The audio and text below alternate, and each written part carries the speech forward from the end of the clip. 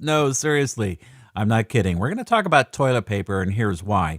In this episode, I want to show you how to apply structured creativity methods to this simple everyday product like toilet paper, because I believe that if you can learn how to create innovative ideas for something like toilet paper, by God, you should be able to apply innovation to just about anything. So let's dive into this. And in this particular episode, we're going to focus on one of the five techniques of the creativity method called systematic inventive thinking, or SIT for short.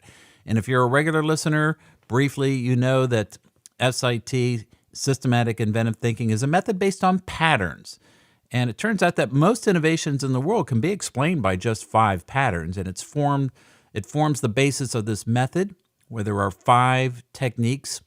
In this episode, we're going to focus on what I would probably consider one of the most difficult of the five techniques. It's called attribute dependency. So before we dive into toilet paper and attribute dependency, let me just tell you a little bit about this crazy little product that all of us are familiar with and probably use every day.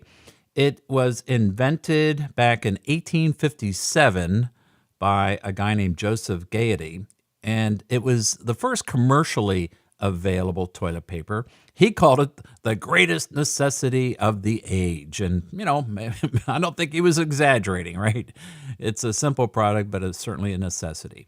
Now, the use of paper for toileting dates back further, though, back to the 6th century AD. Now, Gaiety's toilet paper was called medicated paper, and it was sold in packages of flat sheets. They were watermarked with the inventor's name. But since that time, many companies have tried to innovate this product or create different variations of it. So if you go out on the internet and Google innovations in toilet paper, you'll find different things like putting comics on paper, or putting newspaper articles or puzzles like Sudoku puzzles. That's pretty clever, of course. Mind trainers, puzzles. You can also put things on there for kids that are potty trainers. Kids, for example, could learn how much toilet paper to take if you were to put some sort of marker on it. So there are different ways to innovate this product, but most of these tend to be novelties. You can have colored toilet paper, different colors, blue, green, black, for example. I'll let your own imagination run with that one. You can design your own. Now, you can certainly take something like toilet paper and enhance it. You can make it a much better product, softer, stronger. We see companies out there that make toilet paper and try to do this, making it a more premium product. Of course, you can take this to the extreme and make it a luxury product if you want to. And I talk about this briefly in my latest book called Adding Prestige to Your Portfolio. How would you add prestige to something like toilet paper? And it's actually been described before by, say, taking the roll of toilet paper, and instead of having the roll in there, you make this roll something that is made out of gold, gold leaf, and each sheet of the toilet paper is handmade. Perhaps there's an original artist sketch on this, and they hand number it and hand autograph it, and you have this $2,000 roll of toilet paper that each ply is a separate piece of art. I mean, you could, right? Now, I don't consider that necessarily very creative, but it certainly is adding a premium quality to your toilet paper. I want to look at how you actually develop innovations that would be a viable idea for, let's say, a company that makes toilet paper, or for you. And we're going to now apply attribute dependency. And so let me describe how this technique works, and we'll dive right into it. Attribute dependency is one of the five techniques. Now, it's a little bit different than the other four techniques in that we don't use components of the product or the situation here. We turn instead to the attributes, the variables, the properties of the product. And that's what we use in the SIT method to take those properties and create some sort of configuration. Remember that creativity is nothing more than juxtaposing two previously unrelated themes to some new and possibly strange configuration, and we take that thing, that so-called virtual product, and then we imagine what could be the benefits of this new thing. Our mind has a tough time doing that on its own because of fixedness, so we let a technique like attribute dependency do the hard work for us and create these configurations through the technique itself. So we start the attribute dependency technique with a list. We make a list of attributes and we do two different lists. And these lists then are used to create pairs, pairs that are going to be that juxtaposition. Let me explain. The first list we make is a list of the sort of the internal attributes of toilet paper and everything related to it. So you would make a list, for example, of this: the number of plies, individual plies. You could make a number two, the coarseness of the ply, how rough or smooth it is.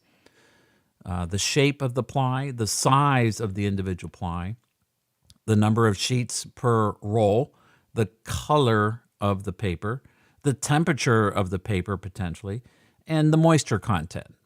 So we make a list of the things about the toilet paper itself that could vary.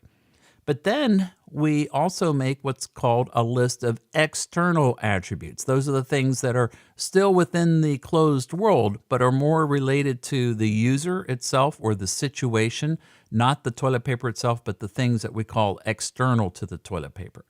So in this case, we could, for example, have the age of the user.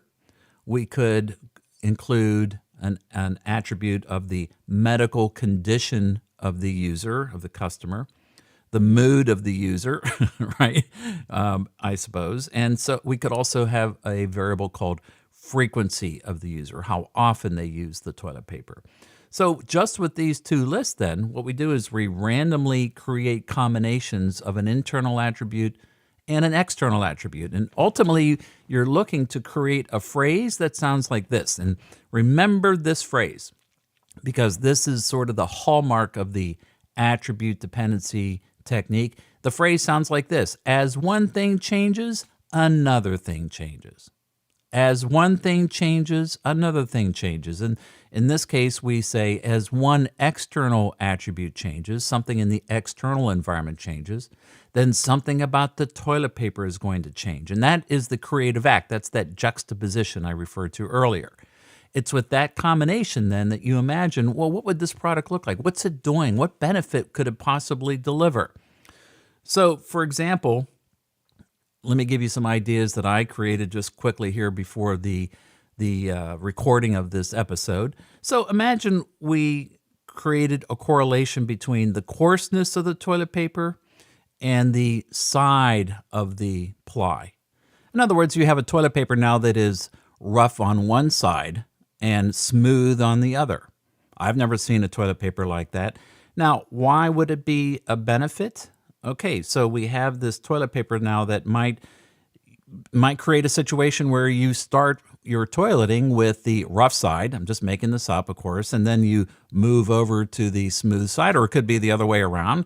But it gives the user now an option in terms of smoothness. And you look at what most manufacturers try to do today. They try to make it comfortable. They try to make it all smooth. But why does that have to be that way? Here again, we're letting the technique break fixedness for us. All right, here's another idea. So imagine you took the color of the paper, and it changes depending on the medical condition of the user. So our virtual product, that phrase would sound like this: as the medical condition of the user changes, the color of the paper changes. So I'm thinking about, if you have a certain medical condition, the paper now becomes sort of a diagnostic. It might give you a sign of bleeding in your stool, for example, or the presence of hemorrhoids, or some other condition that might trigger an indicator, a color change on the paper.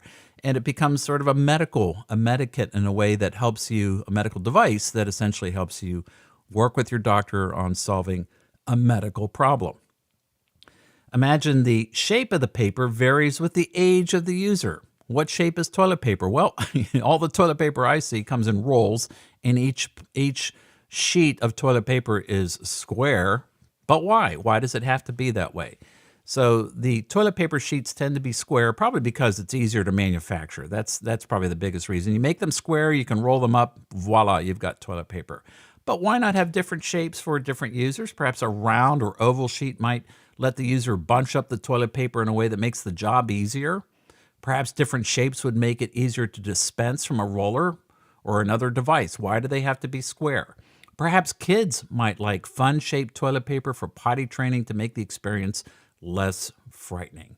Once again, the whole point of SIT is to break that fixedness. In this case, what we would call structural fixedness. We think of toilet paper as one structure, a square or a rectangular shape, but it doesn't have to be. And finally, here's an idea. So imagine the number of plies varies with the length of the amount pulled. When we pull toilet paper off the roll to use it, we always think about getting a certain amount. Everybody has their sort of preferred amount that they pull off. And that toilet paper that you pull off is the same. But why? Why does it have to be? Imagine a toilet paper roll where all the sheets have 2 plies, like most toilet paper does. But let's say every 20th sheet, the next 5 sheets have 4 plies. In other words, after a certain amount of plies, the thickness increases. And the idea here would be to create a standard amount of toilet paper, let's say per job, right? And so the toilet paper manufacturer is kind of helping you understand, what would be a normal amount that you should pull off of this and to be sort of efficient and effective at the same time. So 20 sheets of thin paper followed by 5 sheets of thick paper. And these last 5 sheets might be, maybe they're color coded so you know where they are. Why does the toilet paper have to be the same color? Why does it have to be white or gray or whatever toilet paper you have? This heavier paper would be used for the hardest part of the job, so to speak. Now, what's interesting is this could be a premium product, or it could be a product that is put only in certain situations where you would want this, maybe in nursing homes or in other industrial situations or home situations. I don't know, but that's the point of the SIT method. We take a product, we start with our closed world, we apply the techniques, and we allow the techniques to create these configurations that our minds just wouldn't have thought of on its own. So that's the SIT technique, attribute dependency, applied to something as simple and as ubiquitous as good old toilet paper. If you enjoy this podcast, please go ahead and subscribe. We'd love to have you as a regular listener. We are increasing our listenership every month, and I really appreciate that. If you have ideas or suggestions, also be sure to send those along to me at drew@drewboyd.com.